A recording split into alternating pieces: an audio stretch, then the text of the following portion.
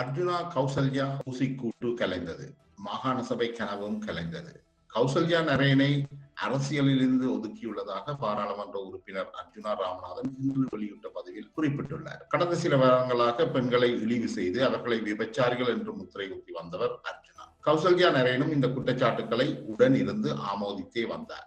மேலும் கௌசல்யா வெளியிட்ட காணொலி பதிவிலும் அப்பெண்கள் மீது குற்றச்சாட்டுக்கள் இருப்பதாக தெரிவித்து இருந்தார். அத்தோடு அர்ஜுனா கௌசல்யாவின் முகமூடி முகநூலில் டிக்டாக் பெண் ஷாலினி, ஊடகவியலாளர் சங்கவி ஆகியோரின் நிர்வாண படங்களை வெளியிட்டு அவர்களை மிரட்டி பணிய வைக்க முயன்றனர். சட்டத்தரணி சுவாஸ்திகா அருளலிங்கத்தை விபச்சாரி என்றும் அதற்கு தன்னிடம் ஆதாரங்கள் இருக்கிறது என்றும் காணொலி வெளியிட்டார் அர்ஜுனா. என்னென்றால் இந்த ஃபெயிலியருக்கு முக்கியமான காரணம் என்னென்றால், முதலாவது காரணம் நான் ராமநாதன் அர்ஜுனா, அதில் எந்த சந்தேகமும் இல்லை. இல்லை, நான் அது முதலே pre plan and well plan பண்ணியிருக்கணும். எனக்கு அதுக்குரிய டைம் இருக்கையில். ஸோ டைம் இருக்கையில்னு சொல்கிறத விட நான் அதை கேர்லெஸ்ஸாக எடுத்துட்டேன்னு சொல்கிறத விட அது வில்லலாம் தானே, போடலாம் தானே, சிம்பிள்னு ஒதுங்கி இருங்கோ. நீங்கள் இனிமேல் முகப்புத்தகம் பாவிக்க தேவையில்லை, வாட்ஸ்அப் பாவிக்க தேவையில்லை. அந்த நம்பர் எடுத்துருக்கிறேன். நீங்கள் கௌசல்யாட்ட ஏதாவது முக்கியமான தகவலை சொல்லணும்னா நீங்கள் என்னோட கழிச்சு நான் அது தகவலை பகிர்ந்து கொள்வேன். ஸோ நேற்றையிலேருந்து கௌசல்யா இந்த பொது வழிகளில் அரசியலுக்கு வர போகிறதும் இல்லை. இப்போ உங்களுக்கு தெரியும், அரசியலுக்கான ஒரு வெற்றிடம் வந்திருக்கு பொம்பளைகளுக்கு. உண்மையான ஒரு நல்ல ஒரு லோயர் ஒரு ஆளுக்கு அரசியலில் வெற்றிடம் எப்போவுமே இருக்குது. அது ஒரு பொம்பளை லோயர் ஒரு ஆளுக்கு. நீங்கள் முடிஞ்சால் யாரையாவது அதுக்கு பிரதியிடையில் மண்டபம் பாருங்க. ஆனால் கௌசல்யா பொறுத்த வரைக்கும் இனிமேல் நேரடியாக இந்த அரசியல் செயற்பாடுகளையும் ஈடுபட மாட்டாள். எந்த நேரடியான அரசியல் செயற்பாடுகளையும் ஈடுபட மாட்டாள். அது நான் எடுத்த முடிவு. அவள் விரும்பலை. நான் சொன்னான் வேண்டாம், உங்களால் என்றால் அவளால் புஷ் பண்ணக்கூடிய அளவுக்கு புஷ் பண்ணி நான் ஒரு ஆள்கிட்ட லிமிட் தாண்டியும் புஷ் பண்ணக்கூடாது. ஸோ அவளை நான் கஷ்டப்படுத்தக்கூடாது என்று சொல்லி நான் அதை விட்டுருக்கேன். மற்றது ஒரு சில முஸ்லீம் சகோதரர்கள் கருத்து வச்சு கொண்டிருக்கிறீங்களா என்றால், சூரியன் ஒரு நாள் நாயை பார்த்து குறைக்காது. ஸோ நீங்கள் குறைச்சா பிளாக் பண்ணுவேன் என் ஃபேஸ்புக்லேயும் குறைக்கலாட்டா. நீங்கள் இதுலேருந்து பார்த்து கொண்டு இருக்கிறது எனக்கு $1 வேறு தம்பி. நீங்கள் பார்க்கணுன்றதுக்காண்டியே நான் 4 வீடியோவை கூட உங்களுக்கு பேசி போடலாம். ஆனால் அப்படி என்ன இந்த மொனிடைஸ் பண்ணி எடுக்கவே இல்லை. இந்த காசு ஏதோ $150-200 வந்திருக்குது. போன மாதம் தான் காசு போயிருமாட்டாங்க, அது எனக்கு தெரியாது. பரவாயில்ல, நான் அதை எடுக்கிறதுக்கு வெளியே பார்க்குறேன். ஆனால் நீங்கள் சும்மா காத்துற மாதிரி நான் அப்படி தேவையான கதையில் நீங்கள் கதைக்க போகிறதில்ல உங்களுக்கு எதிராக. ஸோ நீங்கள் காத்தினா பிளாக் பண்ணப்படும். ஒரு பிரச்சனையும் இல்லை. என்னுடைய சாதாரண அரசியல் இனி ஒரு என்ன சொல்கிறது, உண்மையான அரசியலாக மாறும். நான் இவளாலும் உண்மையாக இருக்கணும்னு ஜோதிச்சேன். நான் இப்போ தான் எனக்கு விளங்குது. திட்டமிட்டு பாராளுமன்றத்தில் என்ற குரலையும் ஒடுக்கி போட்டு இங்கே 11ல் 10 சபையை ரிஜெக்ட் பண்ணியிருக்கணும்னு சொன்னால் அப்போ எனக்கு விளங்குது இப்போ இதுக்கு என்ன செய்யலாம்ன்ட்டு. ஸோ நாங்களும் இனி நரித்தனம் என்றதை பாவிப்போம். நேரடியாக என்கிட்ட இருக்கிற ஒரு விஷயங்களையும் நான் நேரடியாக சொல்ல போகிறதில்லை. உண்மையாக மக்களுக்கு உண்மையாக இருப்பேன். ஆனால் அரசியல்வாதிகளுக்கு அரசியல்வாதியாக இருப்பேன். ஒரு நல்ல அரசியல்வாதியை நீங்கள் பார்க்கலாம். Thank you so much doctor Ramanathan. நன்றும் தீதும் பிறர் தர வரா என்பதற்கு இணங்க மற்றிய பெண்களை விபச்சாரிகள் என்று தூக்கியது போல் கௌசல்யா நரேனை AI தொழில்நுட்பம் கொண்டு நிர்வாணமாக்கி சமூக வலைத்தளத்தில் ஊழல் ஒழிப்பு வன்னி அணி போன்ற முகமூடி முகநூல் காடையர்கள் வெளியிட்டனர். அதில் ஊழல் ஒழிப்பு வன்னி அணி கௌசல்யா நரேனின் தாய் மற்றும் குடும்ப உறுப்பினர்களும் மிக மோசமாக எழுதப்பட்டுள்ளனர். அர்ஜுனா கௌசல்யா, அர்ஜுனா அடியான் தமிழடியான், ஊழல் ஒழிப்பு வன்னி அணி ஆகியோர் கூட்டாக இணைந்து தமிழ் பெண்களை கேவலப்படுத்தி அவர்களை விபச்சார பட்டம் கொடுத்து அவர்களது நிர்வாணத்தை வெளியிட்டனர். இதன் விளைவு சில நாட்களுக்கு உள்ளாகவே இந்த ஆணாதிக்க தமிழ் தலிபான்களின் செயற்பாடுகளுக்கு உடந்தையாக இருந்த கௌசல்யா நரேன் அதே ஆணாதிக்கவாதிகளால் தற்பொழுது வேட்டையாடப்பட்டுள்ளார். மேலும் உள்ளூராட்சி சபையில் அர்ஜுனா கௌசல்யாவின் ஊசிக்கூட்டின் தேர்தல் வேட்புமனுக்கள் நிராகரிக்கப்பட்டது. இவர்கள் தேர்தல் சட்ட விதிகளின்படி பெண்களை, இளையவர்களை நிறுத்தவில்லை. படிவங்களை ஒழுங்காக நிரப்பவும் இல்லை. சட்டத்தரணியான கௌசல்யா சில படிவங்களில் கையொப்பமிட வேண்டிய இடங்களில் கையொப்பமிடவும் இல்லை. அர்ஜுனாவின் கோரிக்கைக்கு இணங்க அர்ஜுனாவின் மொழியில் சொன்னால் கக்கூசு கழுவிய காசை வேட்புமனு தாக்கல் செய்ய கோரியிருந்தார். பலரும் அதற்கான பணத்தை வெளிநாடுகளிலிருந்து அனுப்பியிருந்தனர். ஆனால் வேட்புமனுக்கள் நிராகரிக்கப்பட்டு விட்டது. தன்னை விட படித்தவர்கள் யாரும் இல்லை என்ற தலைக்கணத்தில் குவித்திருந்த அர்ஜுனாவுக்கு தேர்தல் விண்ணப்ப படிவத்தை கூட நிரப்ப தெரியவில்லை என்று நளினமாக தெரிவித்துள்ளார் பாராளுமன்ற உறுப்பினர் இளங்குமரன். அமைச்சர் சந்திரசேகரனை கள்ளத்தோணி, கைநாட்டு, எழுத படிக்க தெரியாதவர் என்று விமர்சித்த அர்ஜுனாவை சந்திரசேகரனிடம் போய் ஆலோசனை பெறுமாறு இளங்குமரன் தெரிவித்துள்ளார். இன்று எடுத்துக்கொண்டால் பெரிய திட்டங்களை போடும்போது பிளான் தேவை என்றுகிறார்கள். இன்று அவர்களிடமே பிளான் இல்லை, அவர்களது தனிப்பட்ட வாழ்க்கையிலும் பிளான் இல்லை. அவர்களது பார்லமெண்ட் உறுப்பினர் போட்டி போடும் போது அந்த தலைமைத்துவத்தை வழங்கக்கூடிய பண்பில்லை. ஏனென்றால் பார்லமெண்ட் போட்டியிடும் போது அவர்களது கட்சிக்குள்ளே அவர்களது போட்டித்தன்மை ஏற்பட்டது நாங்கள் அவதானித்திருந்தோம். அதே நேரம் இன்று தேர்தலில் போட்டியிடுவதற்காக புதிய தேர்தலில் வாக்குச்சீட்டை ஒழுங்காக கூட நிரப்பத் தெரியாமல் இந்த தேர்தலில் களத்திலிருந்து விலக்கப்பட்டிருக்கிறார்கள். அதனால் இதை நாங்கள் அவர்களும் பிளான் தேவை என்றால் எங்களது ராமலிங்கன் சந்திரசேகரன் கேளுங்கள். ஏனென்றால் அவர் பொறுமையானவர்கள், நிதானமானவர்கள். பல குற்றச்சாட்டுகளை வச்ச போது நான் அவரிடம் தொடர்பு கொண்டு கேட்ட போது அவர் கொண்டார், எங்களை விமர்சிக்கலாம், ஆனால் சாதாரண சகோதரிகளை விமர்சித்து காலத்தில் இந்த மேரிட் தவக்கை என்பது மழை காலத்தில் கத்தி தானாக இறக்கும். ஏனென்றால் இன்று ஒரு தேர்தல் ஒன்று வரப்போகிறது. அதன் காரணமாக மீது பல அவதூறுகளை இந்த ஒரு உயரிய சபையில் பொய்யான அவதூறுகளை பரப்பிக் கொண்டிருக்கிறார்கள். ஏனென்றால் நான் விபத்தில் ஏற்பட்ட போது எனக்கு ஒரு பிள்ளை இருக்கின்றது என்றே அவர் கூறியிருக்கிறார். எனக்கு குழந்தை கூட இல்லை. இந்த உள்ளூராட்சி சபை தேர்தலில் போட்டியிட முன்பே மண்கவிய அர்ஜுனாவின் மாகாண சபை கனவுகளும் இனி காணல் நீராகிவிடும். அரசியல் கட்டமைப்பை எழுப்பதற்கான அத்திவாரமே போட முடியாத நிலைக்கு அர்ஜுனாவின் பேச்சுக்கள் தள்ளியுள்ளது. அதற்கான காரணங்கள் பலதையும் அவர் காணொலியில் பட்டியலிடுகின்றார். மேலும் அவருடைய பாராளுமன்ற உறுப்புரிமையை ரத்து செய்யும் வழக்கு வெகு விரைவில் உச்சி நீதிமன்றத்துக்கு வர உள்ளது. அதுவும் அர்ஜுனாவுக்கு எதிராக போகலாம் என எதிர்பார்க்கப்படுகின்றது. அர்ஜுனாவுக்கு வாயில் சனியன் என்று பலரும் சொன்னது தற்போது நிஜமாகி வருகிறது. பிள்ளையானாக்கள் எதிர்காலம், வியாழன் எதிர்காலம், டக்ளஸ் எதிர்காலம், அங்கஜன் இந்த முறை அங்கஜன் நீங்க பாத்தீங்கன்னா போன தேர்தலில் ஒரு 40,000 மேல ஓட்டு எடுத்தால் இந்த முறை லோக்கல் எலெக்ஷன்ல இல்ல. அப்ப இவர் வெண்டுட்டார், இவர் தான் தொடர்ந்து இருக்க போறாரு இல்ல. இப்ப அர்ஜுனா ஒரு எலெக்ஷன்ல வெண்டுட்டார். இனி அதுக்காக அவர் தான் ஏதோ இந்த இதோட அடிபட்டோடனே மாகாண சபை அடிபட்டோடனே அவற்றை இதோட ஒரே ஒரு அந்த சாவச்சேரி ஹாஸ்பிட்டல் இஷ்யூவால அதுக்காக சனம் போட் பண்ணது. சில வேளை இன்றைக்கு அவற்றை ஒரே ஒரு இது சபை அங்கீகரிக்கப்பட்ட வருத்துறை அந்த சாவச்சேரியாண்ட அந்த மக்கள் இன்றைக்கு அந்த சாவச்சேரி ஹாஸ்பிட்டல் அதை நாங்கள் அக்செப்ட் பண்ணதான் மூலம் என்ன நான் அர்ஜுனாண்ட கேம் வந்து கிட்டத்தட்ட ஓவர் தான். அதை நினைக்கிறேன் மாகாண சபைக்கும் அவர் வெல்றதுக்கான வாய்ப்பு இருக்கு மாட்டேன். ஒரு ஹாஸ்பிட்டல் இஷ்யூவை வச்சுக்கொண்டு தொடர்ச்சியா நீங்கள் அடுத்தடுத்த இஷ்யூகள் வரைக்கும் இந்த ஒரு இஷ்யூவை வச்சுக்கொண்டு நீங்கள் தொடர்ச்சியா நீங்கள் மக்கள் மத்தியில செல்லலாம்.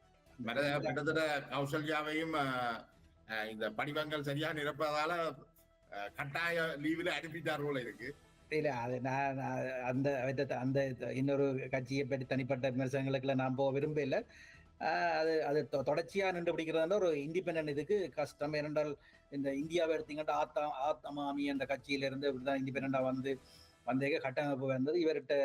இவரோட சாவச்சேரியில போட்ட ஆக்களை கிண பேர் விலகிட்டு நான் அந்த பிரதேசத்தை சேர்ந்தவனோட எனக்கு சாவச்சேரிக்கு என்ன நடக்குதுன்றது அவரோட கூட இருந்த கௌசல்யா நரேனே விலத்திட்டார் அல்லது இவர் விலத்தி விட்டுட்டார் அல்லது அவரை விலத்தி கொண்டார். அவருக்கு இப்ப அடுத்த கேஸ் ஒன்று வருது. அதுல கட்டாயம் இவற்றை போக மாட்டான்னு நினைக்கிறேன். இப்ப கேஸ் வந்து நான் நினைக்கிறேன் வாரம் மாசம் இன்னும் வருதுன்னு நினைக்கிறேன். அந்த மற்றவர்களை படிக்காதவர்கள் கை நாட்டு என்று மட்டும் தட்டும் அர்ஜுனாவுக்கு வேட்புமனு படிவம் நிரப்ப தெரியவில்லை. பாராளுமன்ற உறுப்பினர் அர்ஜுனா மற்றவர்களை அறிவற்றவர்களாக ஏளனம் பண்ணுபவர். அமைச்சர் ராமலிங்கத்தையும் பல தடவைகள் அவருடைய மலையக பின்னணியை வைத்து அவமானப்படுத்துபவர். அவர் அமைச்சர் சந்திரசேகரனை மட்டுமல்ல, மலையக சமூகத்தை கீழ்த்தரமாக பேசுபவர். தனக்கு 3 பட்டங்கள் இருக்கின்றது, 3 பல்கலைக்கழகங்களில் படித்தவர் என்றெல்லாம் பெருமை பேசி வந்தவர். கௌசல்யா நரேனையும் சிறந்த சட்டத்திறனியாக பெருமை பேசுபவர். ஆனால் இறுதியில் வேட்புமனுவை நிரப்ப தெரியவில்லை என்றதும், படிவங்களில் கையெழுத்து போடாமல் வேட்புமனுக்களை சமர்ப்பித்திருந்ததும் இவர்கள் எவ்வளவு அறிவாளிகள் என்பதை மக்களுக்கு தெரியப்படுத்தியுள்ளது.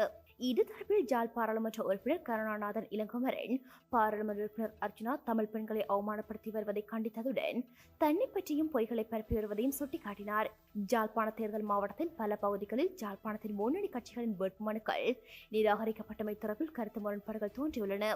இது ஆளுங்கட்சியின் திட்டமிட்ட சதி எனவும் தமது வேட்புமனுக்கள் நிராகரிக்கப்பட்டமைக்கு எதிராக நீதிமன்றில் வழக்கு தொடருவோம் எனவும் ஜனநாயக தமிழ் தேசிய கூட்டணியினர் சுரேஷ் பிரேமச்சந்திரன் தெரிவித்துள்ளார்.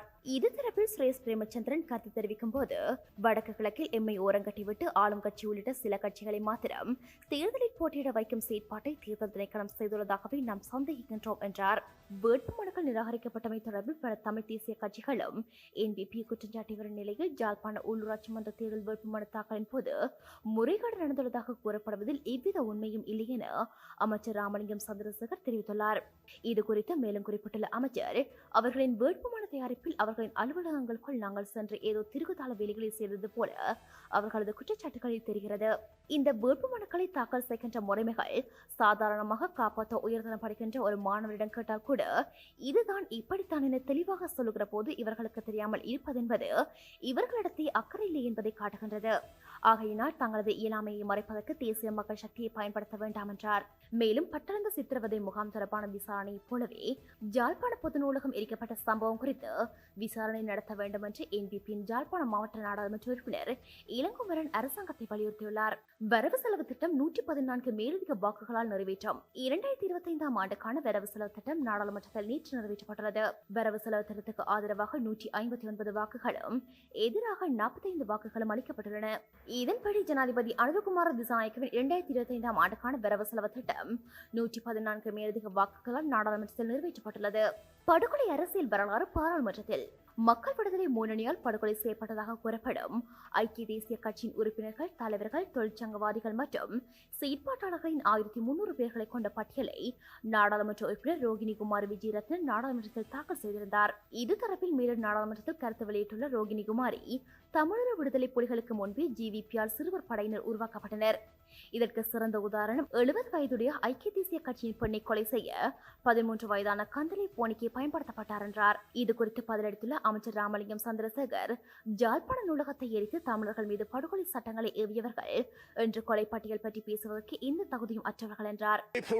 இன்னொரு விடயத்தை சொல்ல வேண்டும் என்னவென்றால், எங்களுடைய கவிரத்ன பெண் உறுப்பினர் அவர்கள் மிக அபாண்டமான சொல்லி, அதாவது இந்த வரவு செலவு திட்டத்தின் பொழுது மிகவும் ஆரோக்கியமான உரையாடல்கள் இடம்பெறும் அல்லது ஆரோக்கியமான கருத்துக்களை முன்வைப்பார்கள் என்று பார்க்கின்ற போது இவர்கள் தொடர்ச்சியாக இந்த நாட்டின் கொலை பட்டியல், கொலை கலாச்சாரத்தை பற்றியே பேசுகின்ற இருக்கின்றவர்களாகவே இருக்கின்றார்கள்.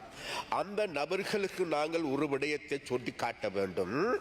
என்னவென்றால் 1948 ஆண்டு இந்த நாட்டில் சுதந்திரம் கிடைத்ததன் பிறகு இந்த நாட்டின் கொலை கலாச்சாரத்தை நிர்மாணித்தவர்கள், மக்களை கொன்றவர்கள் வேறு யாரும் அல்ல, ஐக்கிய தேசிய கட்சியாகும், இந்த ரணில் விக்ரமசிங்கவினுடைய கட்சியாகும்.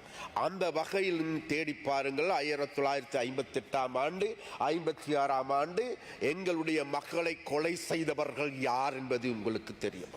பிறகு 1977 ஆண்டு 78 ஆண்டு இந்த நாட்டின் இன கலவரத்தை தூண்டியவர்கள் யார் என்பது உங்களுக்கு தெரிய வரும்.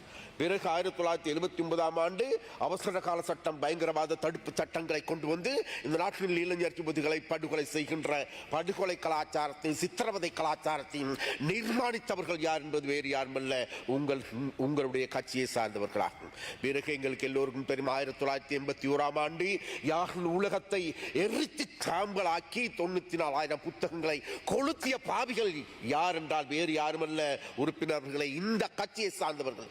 இந்த கட்சியை சார்ந்தவர்கள் என்று சொல்லுகின்றார்கள், எங்களை பார்த்து கொலைகாரர்கள். இந்த படுகொலை அரசியல் தெற்குக்கு மட்டுமானதல்ல, வடக்கிலும் மிக நீண்ட காலமாக நடந்தது. வடக்கு கிழக்கில் உருவான 40 வரையான விடுதலை அமைப்புகள் உருவாக்கி ஆயுதங்களால் மட்டுமே பேசிக் கொண்டனர். தமிழ் மக்கள் தியாகிகள், துரோகிகள், ஒட்டுக்கொலைகள் என முத்திரை குத்தப்பட்டனர். இது பற்றி ஈழநாடு பத்திரிகை வருமாறு எழுதியுள்ளது. தமிழ் அரசியல்வாதிகள் தங்களின் தேவைக்காகவே ஒவ்வொரு காலகட்டங்களிலும் துரோகி, தியாகி எனும் சொற்களை பயன்படுத்துகின்றனர். அரசியல்வாதிகளின் ஆடு புலியாட்டத்தின் போது ஒரு குறிப்பிட்ட காலகட்டத்தில் துரோகிகள் என்போர் திடீர் தியாகிகளாகி விடுவதும், பின்னர் தியாகிகள் என்போர் திடீர் துரோகிகளாவதும் சர்வசாதாரணமானது. இதனை மலைக்கு உழைக்கும் காளான்கள் போல் தேர்தலை நோக்கி உருவாகும் சந்தர்ப்பவாத கூட்டுகள் தெளிவாக வெளிப்படுத்துகின்றது. ஜாழ் பல்கலை சில நற்செயல்களுக்காகவும் பேசப்படுகின்றது. ஜாழ்ப்பாண பல்கலைக்கழக கலைப்படத்தில் கல்வி கற்று கற்கை நெறியை பூர்த்தி செய்த பின்னர் சுகவீனம் காரணமாக மரணமடைந்த மாணவி ஒருவருக்கு தேகாந்த நிலையில் கலைமானி பட்டம் வழங்கப்பட்டுள்ளது. ஜாழ் பல்கலைக்கழகத்தில் இடம்பெற்ற பட்டமளிப்பு விழாவின் 3ஆம் நாள் அமர்வின் போது சுபீனா குணரத்னம் என்ற மாணவி கலைமானி பட்டத்துக்கு உரித்துடையவராக்கப்பட்டமையை உறுதிப்படுத்தி தேகாந்த நிலையில் அவரது பட்டம் பெற்றோரிடம் கையளிக்கப்பட்டது. இதேவேளை ஜாழ்ப்பாண பல்கலைக்கழகத்தில் கல்வி கற்ற சன்னாஸ்கம இந்திரானந்த தேரர் என்ற பெயருடைய பௌத்த மதகுரு உயர்பட்ட படிப்புகள் பிடத்தினால் நடாத்தப்பட்ட தமிழ் பட்டப்பின் தகமை கற்கை நெறியை பூர்த்தி செய்து நேற்றைய தினம் பட்டம் பெற்றுள்ளமையும் குறிப்பிடத்தக்கது. த பினான்ஸ் நிதி நிறுவன மோசடி, நீதி கோருகிறார் கஜேந்திரகுமார். த பினான்ஸ் என்ற நிதி நிறுவனத்தில் பணத்தை வைப்பிட்ட மக்களுக்கு உயரிய தீர்வு வழங்கப்பட வேண்டும் என நாடாளுமன்ற கஜேந்திரகுமார் பொன்னம்பலம் வலியுறுத்தியுள்ளார். நேற்றைய நாடாளுமன்ற குழுநிலை விவாதத்தில் கருத்துரைத்த எம்பி கஜேந்திரகுமார், மூடப்பட்ட குறித்த நிறுவனத்தில் பணத்தை வைத்திட்ட மக்களுக்கு இதுவரையில் தீர்வு வழங்கப்படவில்லை. குறித்த நிறுவனம் மூடுவதற்கு 2 வாரங்களுக்கு முன்னரும் அந்த நிறுவனத்தில் சுமார் 1000 மில்லியன் ரூபாய் நிதி திரட்டப்பட்டுள்ளது. அத்துடன் த பினான்ஸ் நிறுவனத்தின் சொத்துக்களை ஏலத்தில் செய்வதற்கு நீதிமன்றம் விற்பனை அனுமதி வழங்கியுள்ள நிலையில் தற்போதைய மதிப்பீட்டை விடவும் குறைந்த அளவில் அதை விற்பனை செய்யப்படுவதாக அந்த மக்களுக்கு சந்தேகம் நிலவுகிறது என தெரிவித்துள்ளார். பாராளுமன்ற சலுகைகள், அமைச்சர் சலுகைகள் குறைக்கப்படுகின்றது. தனது பாராளுமன்ற உறுப்பினர் ஓய்வூதியத்தை நீக்குமாறு பாராளுமன்றத்துக்கு கடிதம் ஒன்றை கையளித்துள்ளதாக நேற்றைய நாடாளுமன்ற அமர்வு விசேட உரையாற்றிய ஜனாதிபதி அனுரகுமார திசாநாயக்க தெரிவித்துள்ளார். பாராளுமன்றத்தில் மேலும் கருத்து தெரிவித்த ஜனாதிபதி, பாராளுமன்ற உறுப்பினர் ஒருவர் அமைச்சராகும் போது பாராளுமன்ற உறுப்பினர் சம்பளமும் கிடைக்கிறது. நாங்கள் ஒரு தீர்மானம் எடுத்தோம்.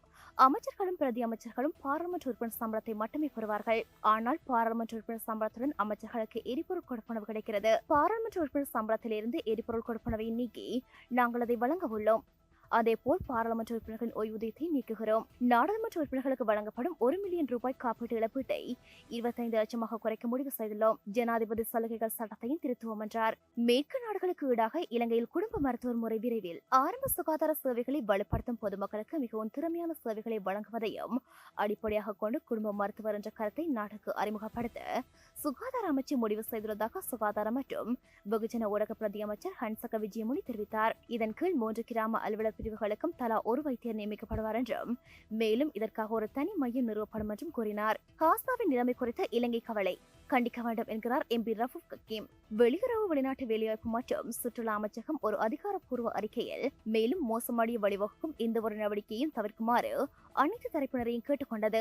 பிராந்தியத்தில் விரைவில் நிலையான அமைதி நிலைநாட்டப்படும் என்று இலங்கை நம்புவதாக அமைச்சகம் தெரிவித்துள்ளது. பிரதி அமைச்சர் அருண் ஹேமச்சந்திரா நீண்ட காலமாக பாலஸ்தீன மக்களுக்காக குரல் கொடுத்து வருகின்ற போராளி. அவர் பாலஸ்தீன மக்கள் மீது தனக்குள்ள கரிசனையை வெளியிட்டு வருபவர். ஆனால் அண்மை காலமாக வெளிநாட்டு வேலைவாய்ப்பு அமைச்சர் இஸ்ரேலுக்கு இலங்கையர்களை வேலைக்கு அனுப்பி வைக்கும் ஒப்பந்தங்களை உருவாக்கியுள்ளன.